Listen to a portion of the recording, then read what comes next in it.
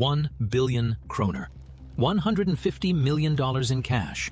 All of it was stored in one building, on the 6th floor, in the cash hall of the G4S vault in Västberga, south of Stockholm. In Sweden, the storage and transportation of cash is not the responsibility of banks. 3 private companies handle it. They operate cash-in-transit vehicles, load ATMs, collect cash from banks and stores, count it, and store it in cash centers. The largest of the 3 is the British G4S, the second largest employer in the world after Walmart, with 600,000 employees in 110 countries. Västberga is the largest of G4S's 5 vaults in Sweden. September 23, 2009 is a Wednesday. 2 days later is the 25th, Sweden's unofficial national payday. Every month on this day, millions of Swedes withdraw money on their cards, ATMs are emptied, and stores are loaded with cash. To achieve this, the cash must be distributed throughout the country in advance, and all of it passes through these vaults. Västberga is the largest of the 5, a 6-story building of gray concrete, a former ambulance station converted into a cash register in 2006. The architecture's weak point: the money was stored on the 2nd basement floor and counted on the 6th. Between them was a small elevator, a structure that could not be altered, a structure that made the building a target. On the roof was a glass pyramid, jutting 6 meters above the building. The night shift workers often joked, "It sounded like someone was going to fly up through this pyramid to rob us." On September 23rd, the joke became reality. It's 5:15 in the morning. Night shift manager Oscar Lindgren hears the glass vibrating, the windows are shaking. At first, he thinks it's trucks loading. Their engines always hum like that. But the vibration intensifies. It's not just the glass, it's the walls, the floor, the tables. Oscar orders the calculators stopped and the lights turned off. In the ensuing silence, the sound becomes obvious. It's not a truck.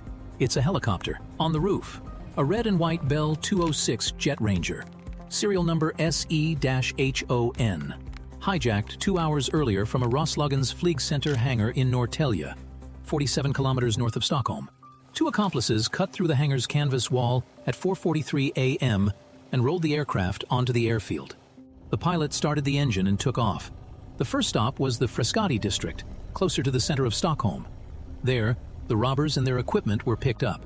2 6-meter aluminum ladders are zip-tied to the helicopter's skids, specially designed to reach from the roof to the ticket hall through an opening in the pyramid. On board are the pilot and 3 men in black masks. The helicopter touches the roof. One of the 3 exits first. Holding a sledgehammer, he approaches the glass pyramid and strikes. The armored glass cracks, but holds. Another blow. More. The pyramid gives way. Shards fly inward. Ladders descend into the opening. 3 descend into the building. The first explosion. The directional charge, a mixture of nitroglycerin and ethylene glycol dinitrate, made from Polish industrial dynamite. The steel security door is blown out of its frame. A second explosion, another door, a third. The building shakes. Oscar Lindgren hears the robbers approaching the ticket hall. He has protocol: lock himself in a secure room and wait for the police. He makes a different decision. Instead of locking the 21 employees in the ticket hall, from which there is no second exit, he takes them all down the stairs to the basement vault on the 2nd basement floor. This decision, made in seconds, saved lives. Not a single employee was injured. All 21 people are alive. The robbers enter the empty ticket hall. Bags of money. 39 million crowns. About 4 million euros. About $5.7 million. They take as much as they can carry. They climb the stairs. They load the bags into the helicopter. Take off at 5:35. 20 minutes. From landing to takeoff, with money. And for those entire 20 minutes, not a single police officer was inside the building. How? Because every element of the defense had been neutralized in advance. Every single one. Like a chess game, in which every move had been calculated months in advance. Step 1. Police helicopters. 25 kilometers from the storage facility, on the island of Värmdö, is the Stockholm Police Helicopter Base. 2 EC-135 helicopters. Fast, maneuverable, capable of catching a Bell 206 in minutes. At 2:55 a.m., more than 2 hours before the robbery, a man named Nemanja Alic, a 30-year-old Serb, drove up to the hangar. He waited for the helicopters to arrive and shut down their engines. Then, using a prepaid phone, he called the organizer and confirmed that the helicopters were there. An hour and a half later, at 4:30 a.m., Alec ran up to the hangar. He placed 2 metal boxes, one by the front door, the other on the airfield. Each box had a flashing red light, dummy bombs, but the pilots didn't know they were fake. The 2 helicopters were parked in the hangar next to the aviation fuel. One explosion, and the hangar turned into a fireball. The pilots called the bomb squad. By the time the bomb squad arrived, inspected the area, and gave the all clear, more than an hour had passed. The robbery was long over by then. Alec removed his gloves, tossed them into the tall grass a few meters from the hangar, and set them on fire. They didn't burn completely. This would cost him his freedom, but more on that later. Step 2. Ground police. Caltrops, medieval weapons adapted for the 21st century, were laid out on all roads leading to the G4S warehouse from all 4 directions. Metal spikes, welded so that one point always sticks up no matter how the structure falls. Steel chains with welded nails stretched across the roads. Police cars responded to the call at 5:25, 10 minutes after the helicopter landed. The first car, 2 front tires punctured. The second, same thing. The third, the fourth. Eyewitness Bjorn Lockstrom told TV4, "I saw a gray helicopter hovering above the building for about 15 minutes. I saw 2 people descending. I saw them pick up bags of money." He watched the robbery from the window of his home, like a movie. SWAT reached the building on foot with a battering ram, but the commanders decided against storming it. Initial reports indicated the robbers were armed with automatic weapons. 21 officers remained inside the building. An assault could have cost innocent lives. The police made a decision they would debate for years. Wait. And so they stood and watched as the helicopter lifted off the roof, carrying bags of money, and headed southwest into the pre-dawn Stockholm sky. Step 3. Retreat. The helicopter dropped off some of the people and money in the Draget area, a suburb of Norsborg, southwest of Stockholm. The second drop-off point was Canonbadet Beach in Grimsta, west of the city. Witnesses later reported hearing the sound of boat motors off the shore in the darkness. The money had apparently been carried away by boat. The last call between the phones in the closed circuit was recorded at 5:40 a.m. Phone number 7 on Canonbadet Beach called phone number 2 on board the helicopter. After that, communication in the circuit ceased forever. The empty helicopter then flew north and was abandoned in a field near a forest in Skavlåten, Arninge district, 20 kilometers from the city center. At 8:15 a.m., the police found it. Empty. The ladders were still bolted to the skids. The robbers had vanished. Sweden was no stranger to daring heists by that time. In 2002, 3 men dressed as technicians, armed with assault rifles, walked onto the runway of Arlanda Airport in broad daylight and robbed a plane that had just arrived from London.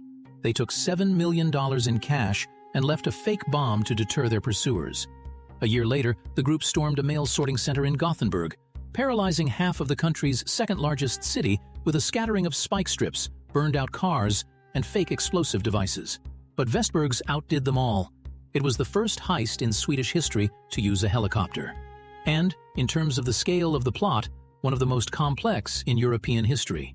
The investigation became the largest police operation in Sweden since the assassination of Foreign Minister Anna Lindh in 2003. Investigator John Hildeby took charge of the case. The first thing he discovered was a network of 14 prepaid mobile phones. A closed circuit. Each phone called only other phones in its group.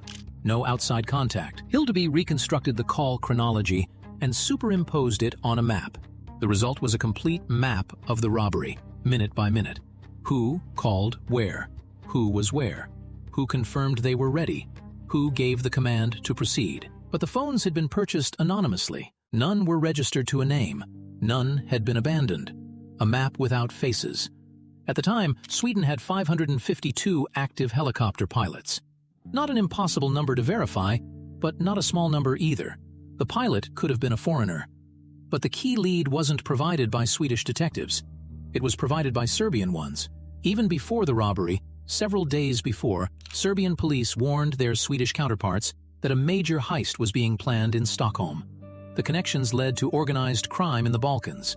The Swedes took note of the information but were slow to react. After the robbery, the Serbian connection became the main focus. Goran Bojovic, a 39-year-old construction company owner with Montenegrin roots, was spotted in Stockholm driving a new BMW. On September 27th, 4 days after the robbery, police entered his apartment. On the table was a bag filled with cash. An arrest. The next day, September 28th, Alexander Eriksson, a 35-year-old pilot, was detained at Stockholm airport. He was a former television producer and, according to the prosecution, the man who was piloting the helicopter. He was arrested by a Swedish special forces team right at the boarding gate. Eriksson pleaded not guilty. He has not, and still does not, plead guilty to the charges. Charbel Charot, a co-organizer, was detained in Norsborg, the very suburb where the helicopter made its first landing for the unloading. By early October, 6 people were under arrest. But the main perpetrator, the person physically inside the storage facility, had not yet been caught. His name was Zadakatum, a repeat offender. He fled to the Dominican Republic. He was found through a tip from the U.S. Drug Enforcement Administration. A chartered private jet was sent to pick him up. He was the only one of the defendants to plead guilty, fully. And now, the evidence. That very moment when a brilliant plan, calculated for months, collapses over trivial details, over human errors that are impossible to foresee because the plan is perfect, but the people are not. Nemanja Alik's gloves. The very ones he took off near the helicopter hangar after placing the dummy bombs and threw them in the grass a few meters from the building. He lit them with a lighter. He left. But the grass was damp. Late September, Sweden, morning dew, 11 degrees Celsius. The fire went out. The gloves were charred but not completely destroyed. The inner surface, the one that touched the skin, was preserved enough for analysis. Forensic scientists extracted DNA, one genetic profile. That was enough to identify Alik and link him to the operation. One pair of gloves, one mistake. The whole scheme disintegrated. Then, the clothes. Burned clothing was found along the helicopter's route, several kilometers from the storage facility. Also, not completely clear. Fragments of fabric were preserved sufficiently for analysis. Tools, a sledgehammer, saws, fragments of explosives. DNA traces of several people were found on the helicopter. 14 phones provided a chronology. CCTV cameras on the roads showed the routes of support vehicles. Each element individually is indirect. Together, they form a picture that cannot be explained otherwise. The trial began in 2010. And here's the detail that makes this case unique. The trial wasn't held in a courthouse. It was held in the basement of Stockholm Police Headquarters. The reason? The Södertörn courthouse has a flat roof. The police didn't want to risk another helicopter landing. This wasn't a joke. It was an official decision, made after consultation with security services. People capable of hijacking a helicopter and landing on the roof had already been caught. But the police weren't sure they'd caught everyone. 10 people were charged, 7 were convicted, 3 were acquitted. Pilot Alexander Eriksson received 8 years. He pleaded not guilty. The Svea Court of Appeal increased his sentence from 7 to 8 years. Zadakatum received 8 years. He was the only one to confess. Goran Bojovic received 3 to 4 years for organizing the robbery, plus an additional 4 for an unrelated arson. They couldn't get him inside the helicopter because there was no evidence that he personally participated in the robbery. The man who obtained SIM cards for 14 phones received 5 years. The man who provided the explosives received 5 years. The man who staged a fake traffic accident to give the helicopter an alibi in case it was spotted on radar received 2 years. The man who recruited the pilot received 1 year for concealment. Nemanja Alik, whose gloves became key evidence, received 3.5 years. 39 million crowns were never found. Not a single banknote, not a single coin, not a single trace of the money. Not in banks, not in exchange offices, not on the black market. G4S offered a reward of 7 million crowns, about $1 million, for any information. No one called. The money was gone, to this day. Jonas Bonnier's book, The Helicopter Heist, was published in 2017. In 2017, Swedish television SVT aired a multi-part documentary, Helikopterånet, featuring real footage and interviews with investigators. In November 2024, Netflix released an 8-part drama series based on Bonnier's book. The Heist even inspired video game developers. The Bureau raid mission in Grand Theft Auto 5, with a helicopter landing on a roof and descent through a glass dome, is partially based on the events at Västberga. But the consequences of the robbery were greater than the theft itself. Greater than 39 million. Greater than Netflix. Västberga became a turning point for the entire country. After the case, Sweden began a systematic transition to a cashless economy. Banks began refusing to accept cash. Stores hung signs, Vi accepterar inte kontanter. We do not accept cash. The amount of physical currency in circulation fell by 80% over the next decade.